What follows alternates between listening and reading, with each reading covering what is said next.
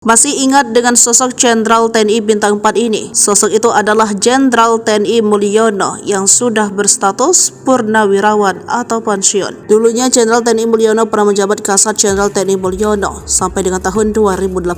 Pada masanya Jenderal TNI Mulyono pernah menyebut bahwa OPM itu sama sekali tidak menakutkan. Bahkan disebut sang Jenderal bahwa OPM itu tidak ada apa-apanya. Dikutip dari berbagai sumber, Jenderal TNI Mulyono pada masanya prajurit TNI terus berjaga di lokasi konflik yang terjadi antara TNI dan OPM. Namun Jenderal Mulyono berkomitmen melindungi rakyat Indonesia dari ancaman OPM. Meskipun pernah terjadi kontak senjata, TPNPB OPM bahkan setiap permukiman warga disiagakan pos TNI dan Polri yang melindungi warga. Jenderal TNI Mulyono menegaskan bahwa gerombolan OPM itu jangan terlalu dibesar-besarkan. OPM itu nggak ada apa-apanya, di latihan juga nggak pernah kok, tegas Mulyono pada masa dirinya menjabat sebagai Kasat. Diketahui Jenderal Mulyono merupakan perwira TNI asal Boyolali, Jawa Tengah, kelahiran pada 12 Januari 1961. Pada masanya, Jenderal TNI Mulyono dikenal dekat dan dicintai prajuritnya. Bahkan dalam sebuah momen, dia pernah membuang pangkat bintang 4 dan seragam dinasnya agar lebih dekat dengan prajuritnya. Peristiwa itu terjadi ketika Kasat Jenderal TNI Mulyono mendatangi prajurit Komando Pasukan Khusus pada tahun 2017. Jadi tidak boleh takut, tentara ada pimpinan bawahan, tapi kita sebagai kawan. Kamu tidak boleh takut sama saya